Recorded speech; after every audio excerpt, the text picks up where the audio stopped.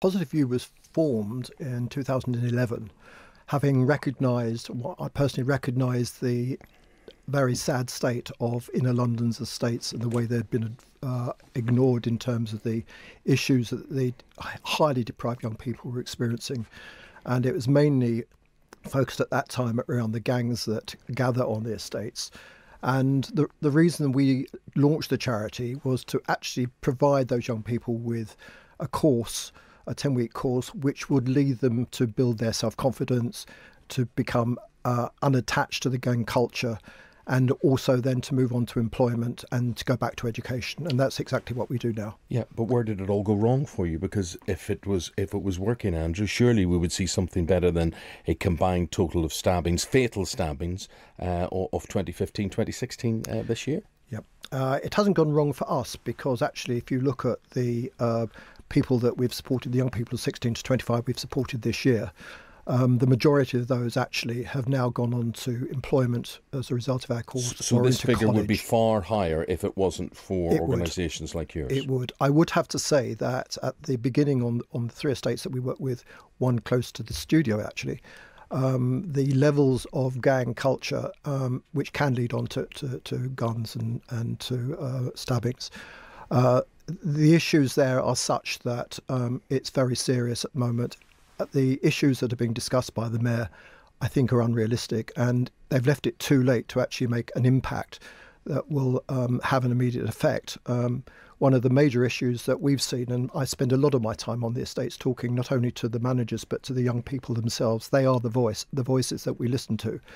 And the problems are that the budgets have all been cut, and there's no youth clubs, there's no areas of responsibility for taking on sport or life issues.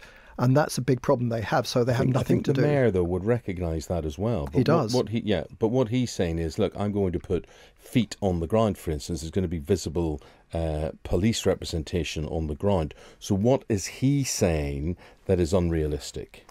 I think it's unrealistic that there has always been, for the last 10 years, a time when the police will not go onto the estates. That's known, and I've seen it firsthand myself. Right, well, thank goodness for you, because what you're saying is there are no-go areas in this country. Correct. Correct, my friend. Correct. For my friend, I tell you, I listen to these viper politicians, all of them from every party, and they sit there and they say, oh, there is nowhere where the rule of law does not reach. Yep. It is absolute nonsense. Says someone who grew up in a Northern Ireland complete with no-go areas, which successive Secretary of States and Prime Ministers said there is nowhere beyond the jurisdiction of law within the UK. Yes, there is, and you're saying it happens in mainland Britain as well. And as soon as somebody stands up and says that, because, you know, Middle England would like to put their fingers in their ears and go, la, la, la, that couldn't possibly be true. Because it sounds like Brazil, like going into the favela where the police won't go because they're afraid they're going to be shot. But that's the reality. And that's the reality of these estates. And that's been going on for decades. I mean, I personally experienced 2 young people who 2 years ago wanted to actually film a documentary, 20-minute documentary of life on their estate and what they have to live by and why they are they're dead areas now. And sadly, 2 of those were shot during the filming of that, and the police never turned up. Yeah, it was hushed up. Now let's tell the truth, right? And the truth is that a lot of this knife crime is about initiations, about getting accepted into gangs, for instance. The penalties are obviously either not tough enough or unimplementable. Yeah. You just can't actually do. So when politicians say we've got the strongest statute books that we've had on this for years, it's a nonsense, because if you can't walk in and issue a ticket or make an arrest, it's pointless. It is. It's absolutely pointless. And what we're doing at Positive View is turning it on its head by accepting the situation as it is at the moment, but by providing and offering the young people a voice on the estate where we listen to them, and they themselves design the projects that they believe will actually give them the self-confidence and move them forward in life in a positive way. What would you say to the people who would say to you, but that's the lunatics running the asylum? What would you say to them? No, it's not. They're not lunatics. You talk to them, and underneath all of them, they have got passion.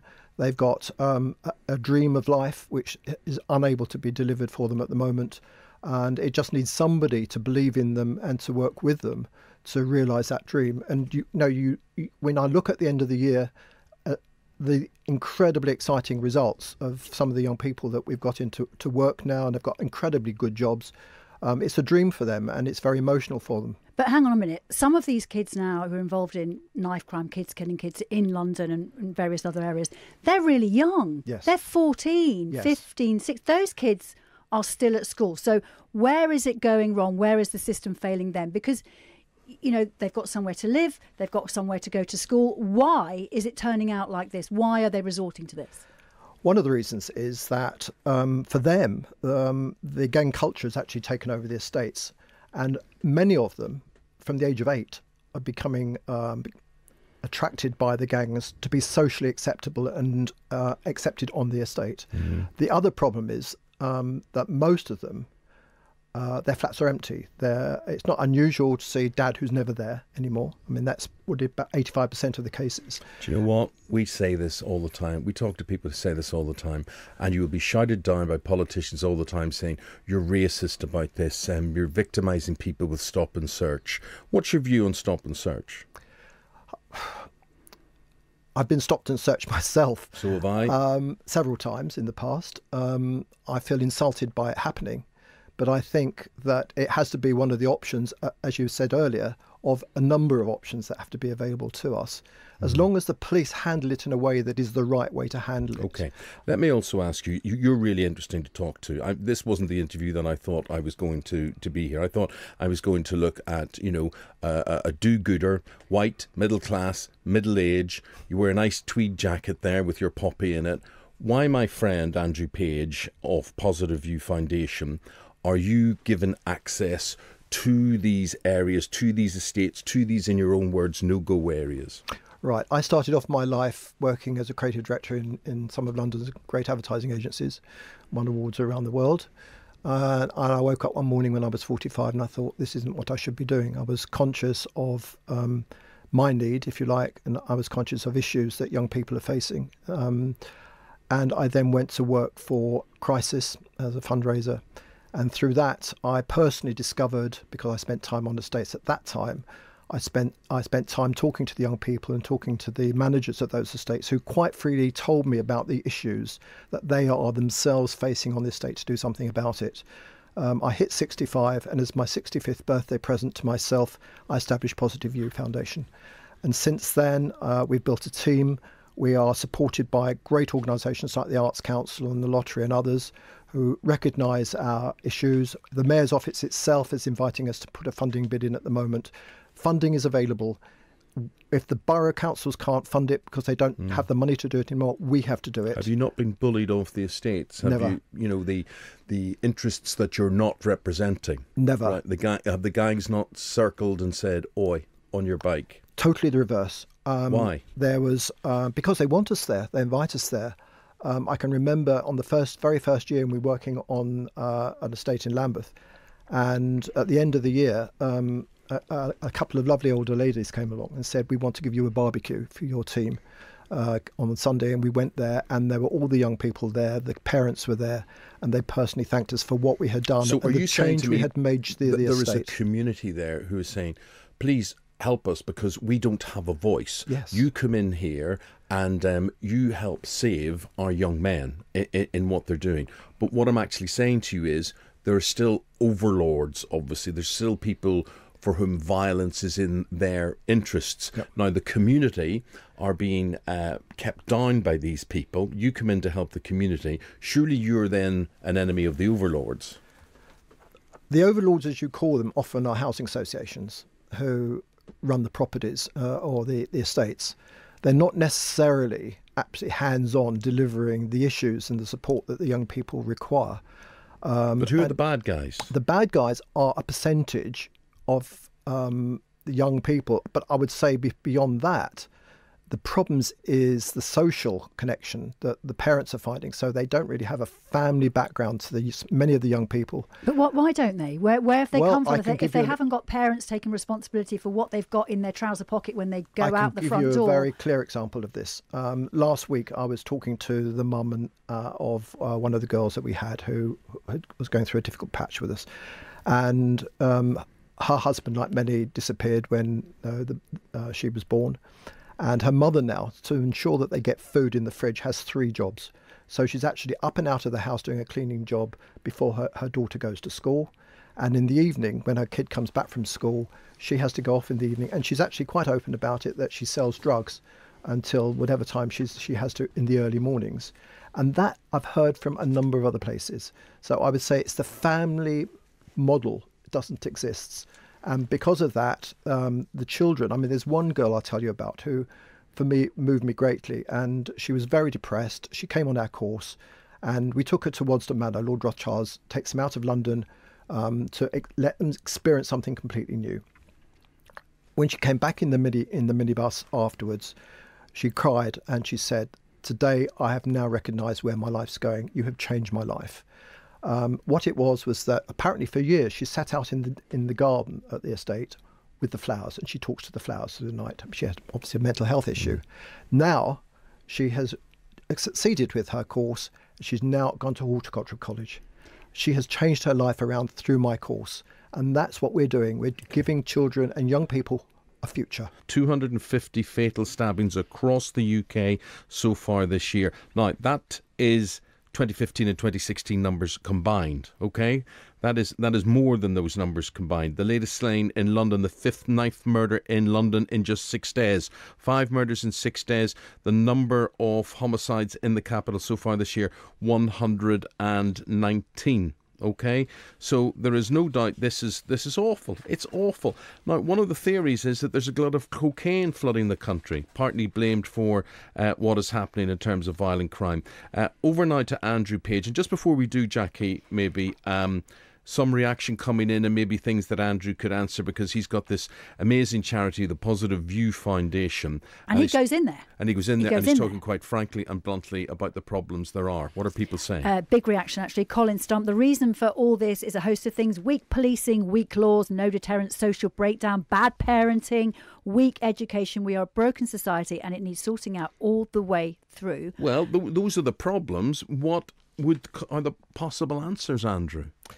That's a long list, isn't it? And that's the is. issue of how do we resolve something. And that's why it cannot be, there's not one answer. It has to be a joint and a coordinated answer or a response to that. My focus is on 2 or 3 of those specific areas, which is how you can actually work directly with the young people and we can actually make a difference to their lives. We're not there to actually make a difference to the awfulness of many of the estates. That's for other people. We're not there to worry about the policing. That's for the police and other security areas to actually take responsibility for that. But we need to work together to make sure that collectively we are going to make an impact. How can you do that? If they have no jobs, or if they have no money, and if they can make money through trafficking, selling drugs and things, what difference are you going to make? The difference we make is that we run 10-week courses, each for 10 people, through the year on each estate that we work with. They will be the most deprived young people on the estate who they themselves elect. And we then run a 10-week course where they use film and photography, their wish that, to actually go on projects in and around London and away from London. And those courses are delivered not by us, but they're delivered by some of the UK's leading photographers, and they're also delivered and hosted by some of our leading art galleries in London. You're doing a lot of things that parents can't do. We go to Oxford. Craig's on the line there. Craig, what have you got to say about this? Afternoon, Eamonn. I think a lot of these problems, unfortunately, start at conception.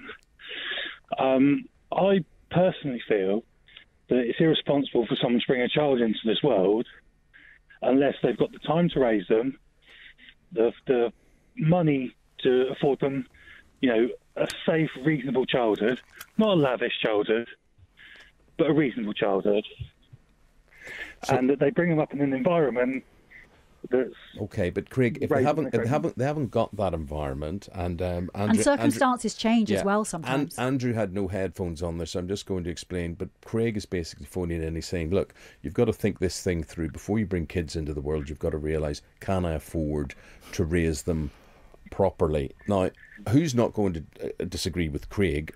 Absolutely, what he says is absolutely right. But it's not a perfect world. Yep. It's not perfect, and I'd agree that. I think the next step in their upbringing goes into education, and we have a growing number of individuals going into an education system that's designed to churn out academics, and the majority, or sorry, certainly a large portion of the world now, it revolves trades that aren't academic, they're practical, and they're not really catered for until after you get out of the school system. And if you're not engaged at school, you're not going to succeed, you're not going to do well, Okay. and then you may not get through. Yeah, right, Craig, good man. Thanks for your point. I suppose what I was saying earlier on was that we know the problems, but what are the solutions? Well, what about sport? You know, teaching them rather than fight with knives, maybe take them to a boxing club, let them fight each other, but learn to fight properly maybe. Why aren't there more initiatives like this? I mean, how do you break the cycle of the tit-for-tat killings with something else? What I'm not going to mention is the names of the estates because it's too local to hear. Yeah. But the two that I'm thinking of have the most fantastic boxing clubs, but they're not open anymore because there's no funding to open them. The funding was from the local authority, and they've cut all the funding as they have done for all of them. It's too simplistic for politicians, where people sitting in Whitehall saying, we've got to have a 5% reduction in that budget, do it as you want, but you make the choices, but you're being cut by 5%. There are consequences to cuts. Yeah, and that's one of the issues we're now dealing with and talking about, is the extreme results of that, is the problems that we're reading about in the paper and seeing on television at the moment. What about another solution, that we're not just tough enough with them, that the sentences should be harder? Because basically, if this knife crime is continuing, these guys aren't worried about being caught. These, because of stop and search not being implemented, these guys are not worried about being sentenced because the sentences obviously aren't tough enough. Because if they were, they would be frightened out of their skins to be seen near a knife. We raised that issue as a question recently with the Home Office, and the problem is that they gave back was that there aren't enough spaces in the youth offending prisons. There's not for the numbers that they would actually have to imprison across the country. So again, it's a cost problem, and it's a facility problem that there aren't enough spaces. So a cost and facility problem come ahead of a life problem. That's right. And you say to any of those parents or anyone related to anyone who has been killed because of knife crime, and the people who live in fear of sending their kids just to school, never mind out at night to the cinema or a dance or wherever they go to, that it's a cost problem. When will politicians get it through their heads that actually, when it comes to crime and punishment and rehabilitation, we want our money spent that way? There's loads of things we don't want our money spent on, but crime and punishment is one thing we do want our money spent on. Keeping children safe when all they're doing, some of them, is just walking home from school. Yes. I've got some awful stories on that, but yes, you're absolutely right, Eamonn. And it's sort of at the bottom of the list at the moment, the funding that will enable. I can't see a point where that's going to become a subject matter and that there's going to be a discussion. I have got the experience of, again, one estate where about 80% of the under 15s were not going to school. They had been, all of them had been stepped away. And for a lot of the girls on that estate, it was down to a very simple and cheap problem. There's a tunnel that links the centre of the school, the centre of the estate, with the schools that are on the outside. That tunnel's not lit in the winter. When they come home from school, there was a high number of them were raped by the boys on the estate.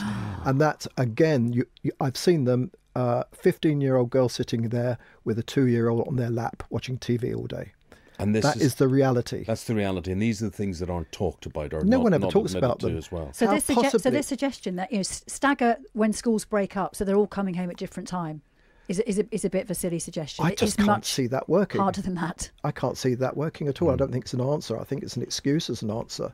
But it is an issue with the school. How are we going to get them back to school, and how are we going to keep them remaining at school rather than stepping away? I think that's what the issue is. Andrew, tell me about the issue of knives themselves. Is there like a shop for knives, a school for knives, a trade in knives? I mean, are they just going to the kitchen and lifting what is available there? Some of the stuff that I've seen is very ornate. It's a trade in it. Is there trade in it? Okay, yeah. And is it a sort of symbol of power, the size of the knife you have? Because some of the knives are massive, aren't they? They're like hatchets, some of them. Yes, I mean, there is an internal trade that I've discovered, and I was shown actually some on one of the estates where they have a collection. And another interesting fact that I've seen and learnt, which is why when the police had gone on to do a late night raid. They found no guns, no knives, no weapon at all. And the reason is, as I was told by a few of the girls, was that it's the girls' responsibility to hide the weapons. Yeah. And so they will never be found. Mm-hmm. And it was the girls that actually took me off to show me, as part of the property, the cannabis factory. You see, this is what This is the hidden inflames me world. and inflames a lot of people about stop and search and the restriction. And people can talk what they want. I'm going to on Twitter here. Here's Tony. Eamonn, the snowflake do-gooders have constantly made excuses for the thugs. Now we wonder why these thugs are out of control. He's saying, you're at the coal front. You're telling us exactly what happens. And what you're saying again doesn't surprise me. In Northern Ireland, the guns, the bombs were secreted by women. Women were used to transfer and carry. And people can get up in arms and scream and say, oh, this is victimization and this is sexist and this is all sorts of things. That is fact. If you're a clever terrorist, you will use a way that the authorities can't access, can't catch you, can't get involved in all of this. So there you are. You're hearing it from a man who's in the middle of all of this trade. He sees this. He tries to calm these people down, these young people. He tries to talk to them. He tries to show them there's a better way. And he sees the operations that are actually happening. We've had quite a lot of response from people suggesting the police cutbacks must have something to do with it. Yusuf Iqbal, nothing to do with the police cutbacks then. Tory Britain, bit of sarcasm in there, but is it to do with less police on the streets? Well, it's going to help by having more policemen on the street, because I don't see them very often either. They're certainly not on the estates where the issues are. I suppose recently they should be hanging around outside the tube stations a bit more. They seem to be happening around there. I mean, my personal feeling is that it comes back again to the issues on the estate. They need to go on the estate. They need to talk to the young people. And I find it awkward sometimes that we have the mayor talking. When did he last go on the estate? When did he talk to young people? No MPs. When have they been on the estates and talked to young people? Have they actually been, as I have, to where these problems exist and actually learn from the young people and the community that they're living with what can be done? They're going with what they think should be done, but it's not necessarily what has to be done. Okay, well, that is the voice of Andrew Page. Andrew is the CEO of Positive View Foundation. He says when it comes to knife crime, whatever the police are saying, whatever the politicians are saying, whatever the Mayor of London is saying, there are no-go areas in London, and that's one of the reasons why knife crime thrives.